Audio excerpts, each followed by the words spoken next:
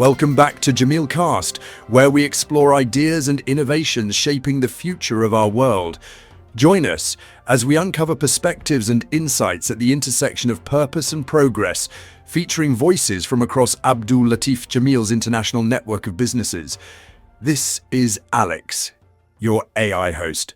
Today, we're diving deep into the Italian automotive market, exploring how this historically rich sector is truly accelerating into the future. It's a market known for its iconic brands, but also one that's facing some significant headwinds. Joining us to unpack all of this is our AI guest, Jade. Jade, thanks for being here. Thanks, Alex. Great to be back again. The Italian auto market is a fascinating case study right now, balancing tradition with the pressing need for innovation and adaptation. Looking at the recent past, the Italian auto market seems to have hit a few speed bumps, with production numbers hitting a 25-year low. What's behind this apparent downturn? Well, I think that it's a multifaceted issue. Manufacturers weathered a fall in revenues in 2024 and a corresponding dip in profits. The year 2025 has been equally uncertain, with car production in Italy hitting its lowest level in a quarter of a century. A big part of it stems from slow governmental response to changing consumer habits and the overall economic landscape. For instance, the eco-bonus scheme for low-emission vehicles was immensely popular but quickly exhausted, leaving a gap. Also, car prices have surged almost 50% since pre-pandemic levels, by 2024 reaching an average around €30,000, pushing budget-conscious customers towards more affordable options, often from foreign brands. That's quite a jump in price. If Italian buyers are looking for more affordable options, does that mean domestic manufacturers are struggling to keep up with these new demands? Yes, to some extent. While the Fiat Panda remains the best-selling model in 2025, with a 7.1% market share, it's the only Italian-made car in the country's top 10. The market is increasingly dominated by foreign marques like Dacia, Jeep, Citroën, and Toyota. This indicates a shift in consumer preference driven by financial pressures. Italian brands, especially in the mass market segment, are finding it challenging to compete on price and value against these international rivals. And it's not just about price, is it? We're seeing a global push towards greener vehicles. How is Italy, with its proud motoring legacy, adapting to this shift towards electrification? It's an interesting dynamic. There's a definite growing preference for green vehicles. Hybrids, plug-ins, PHEVs, and battery EVs, BEVs, together accounted for 56.4% of all new car sales in Italy during 2025. However, Italy has been somewhat slower than its European counterparts in fully embracing the transition, particularly for pure EVs. The cleanest variants, PHEVs and BEVs, accounted for just 13% of new car sales, significantly below the European average of 24%. This disparity is partly due to cultural factors, the country's reliance on traditional ICE technologies, and, crucially, a lagging EV infrastructure, especially in central and southern regions of the country. So, a combination of inertia and practical infrastructure challenges. Given these factors, how are industry leaders like Jameel Motors Italia viewing these trends? They're keenly aware of them, Alex. Marco Santucci, managing director of Jameel Motors Italia, highlighted that while the market is seeing overall declines, it's not uniform. Long-standing domestic manufacturers are struggling, global players are generally maintaining their ground, but interestingly, emerging Chinese brands are experiencing significant growth. Santucci believes Italy needs to promote electrification through incentives and better funding for charging networks rather than resisting these trends. It sounds like a significant realignment is underway. What would you say has been the primary cause for these bumps in the road for the Italian auto market? A major factor has been a lack of foresight. Italian brands faced a dilemma: either sacrifice quality or significantly increase prices to keep pace with evolving technology and consumer expectations. As I mentioned earlier, this has led to some more mainstream volume cars becoming too expensive relative to competitively priced alternatives, especially from these emergent Chinese rivals. There's a clear mismatch between market direction and the investment made in local production and product pipelines, which is leading to the current situation. That makes sense. Speaking of Chinese brands, how successful are they truly being in penetrating the Italian auto market right now? Are they making any real impact? They absolutely are, Alex. Companies like SAIC Motor Corp, with their MG brand, are rapidly emerging as major players. This year, they're likely to sell around 50,000 cars, primarily ICE vehicles, by simply meeting demand for quality, low-cost options. This builds trust and normalizes Chinese brands. Then you have BYD, adopting an aggressive pricing strategy with PHEVs and BEVs from the outset, focusing on fleet sales to raise their profile. So, while the overall market may be sluggish, Chinese brands in particular are definitely bucking that trend. That's a fascinating look at the competitive landscape and how international players are making inroads. It really highlights the need for strategic investment. So, building on that, Jade, how much is Italy actually investing in electric vehicle infrastructure to support this transition? It's a good question, Alex, and it's certainly a focus point now. We're really seeing the start of a significant wave of investment. For example, September 2025 saw €600 million earmarked within Italy's National Recovery and Resilience Plan, or PNRR, specifically to boost the adoption of private and light commercial EVs. This fund runs until mid-2026. €600 million is a substantial sum. What exactly are they hoping to achieve with that kind of investment? The main aim is to replace around 39,000 internal combustion engine vehicles with eco-alternatives. The incentives are structured to encourage this. For instance, families living within towns of 50,000 plus inhabitants can get up to €11,000 if they scrap an old fossil fuel car and switch to a battery-driven model. Small businesses aren't left out either. They can access rebates for 30% of the cost of new electric light commercial vehicles, capped at €20,000 per unit. So, not just about broad strokes, but also very targeted incentives for both individuals and businesses. Are these national initiatives supplemented by regional efforts, or is it solely a top-down approach? No, it's definitely not just top-down. This national stimulus package actually supplements quite a few regional EV incentives that are already in place. You see examples in Lombardy, offering €4,000 per car or €8,000 for a van, and South Tyrol with €1,000 for PHEVs and €2,000 for BEVs. It's a comprehensive approach, really. That layered approach makes sense for encouraging adoption. Beyond direct financial incentives, are there any other localized perks for EV drivers? Absolutely. There are additional localized perks that reward early adopters. For example, in major cities like Rome, Milan, and Bologna, EV drivers often get free or significantly discounted parking. Plus, they can gain permission to enter restricted traffic zones, which is a major advantage in congested urban areas. These benefits really add up and make owning an EV more appealing in daily life.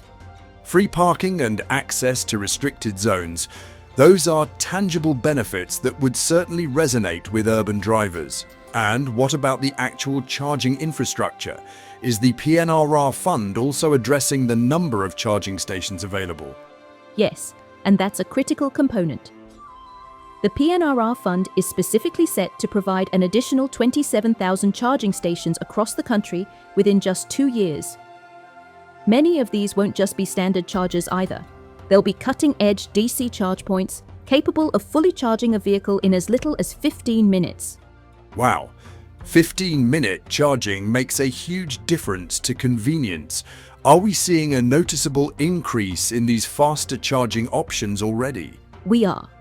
The share of these ultra-fast DC chargers is already on the rise across Italy. They now make up 22% of public charge points, which is a jump from 14% in just the last year. So, the infrastructure is developing. And importantly, it's focusing on quicker, more efficient charging solutions to improve the user experience. That's a fantastic overview of the infrastructure development. It sounds like a lot of groundwork is being laid. But Jade, understanding the infrastructure is one thing. What about the vehicles themselves? What types of new energy vehicles or NEVs are actually proving most popular on Italian roads right now? While the overall trend for new energy vehicles is indeed upward, we need to look closer at which types are gaining traction. For 2025, hybrid vehicle sales are quite strong, representing a promising 44.7% of the market, a solid jump from 39.9% the year before. Okay, so hybrids are leading the charge, so to speak.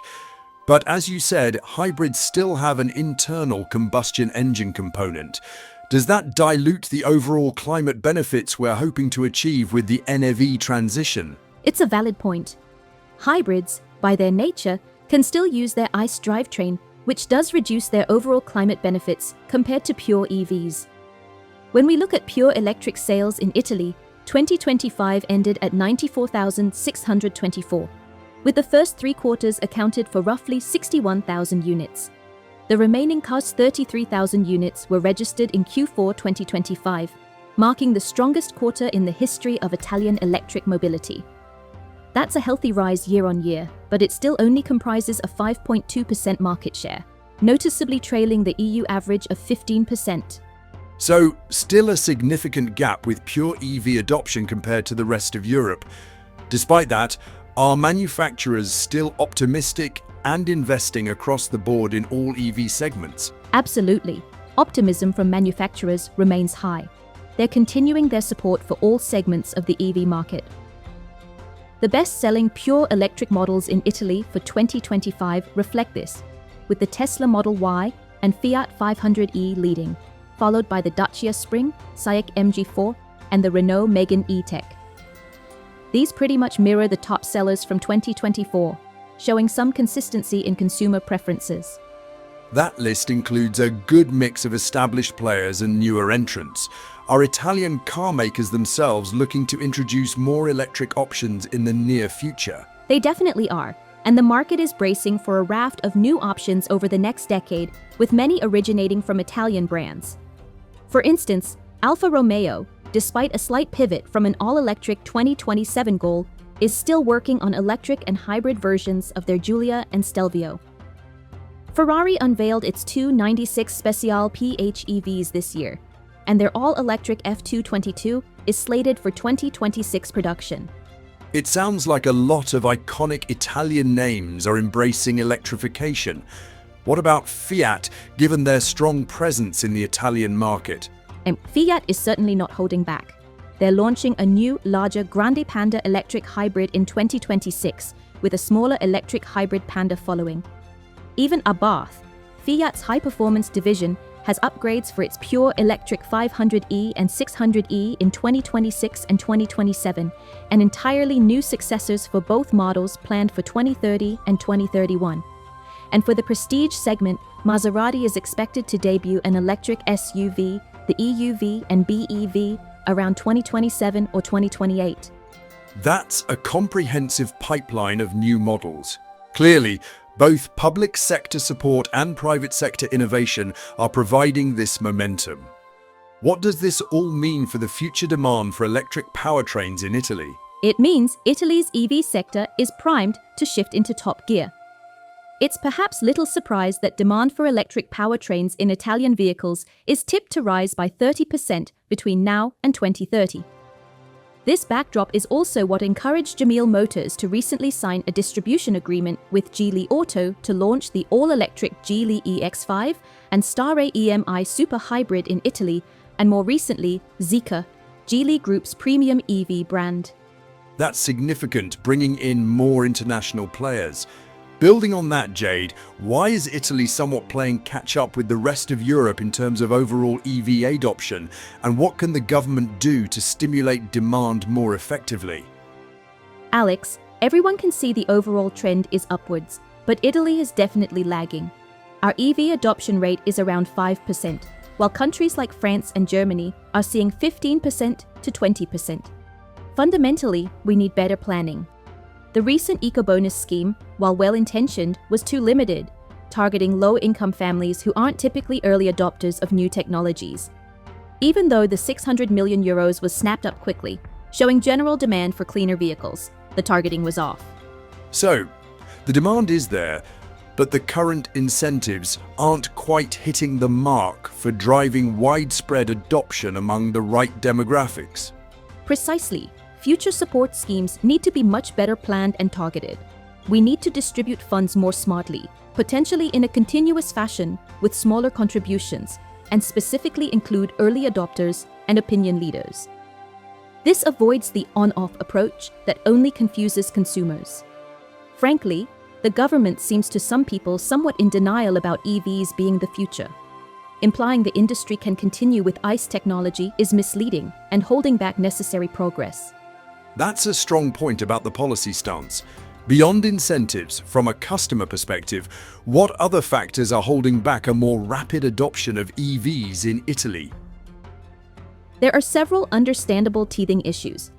Cars are a major investment, and people are wary of new technology. They worry about resale value, especially with so many variants, hybrids, PHEVs, BEVs, making them concerned about choosing the wrong engine type. There's also concern about charging options, though the message hasn't fully filtered through that our infrastructure shortfalls are rapidly being resolved. Infrastructure shortfalls being resolved. Can you elaborate on that? What are people missing about the current charging situation? People might not realize that compared to the number of EVs on the road, Italy actually has a relatively high share of high-power DC charging stations. We need to communicate these strengths better to the average motorist to overcome misconceptions. However, to be honest, Italy does lag a bit in city charging. In places like Rome and Milan, many people don't have garages, making home charging difficult. That's a very real urban challenge. Are there solutions being explored for cities where private off-street parking is scarce? Absolutely. We're looking towards technologies already seen in other major cities, like London, where people can charge by plugging into adapted lampposts. The overall message needs to be that our infrastructure is already good, and it's only going to get better. This directly addresses those concerns about charging accessibility. We've covered a lot today about Italy's automotive future. It's clear that while the market faces challenges from rising costs and foreign competition, there's significant investment in EV infrastructure and a strong pipeline of new electric Italian models. The shift is happening, albeit with some unique Italian twists. Indeed, Alex. The key message is that despite past hesitations, the Italian automotive market is ultimately embracing the electric future, driven by both public and private sector innovation. That's all we have time for today. A huge thank you to our guest Jade for sharing such insightful perspectives, and thank you for tuning in. Remember to subscribe for more deep dives into the world of industry and innovation. See you next time, and until then, stay curious. You've been listening to Jameel Cast, the official podcast of Abdul Latif Jameel. For more insights and conversations shaping our future, follow us wherever you get your podcasts or visit alj.com to read our Perspectives articles. Thank you for joining us, and until next time, stay curious.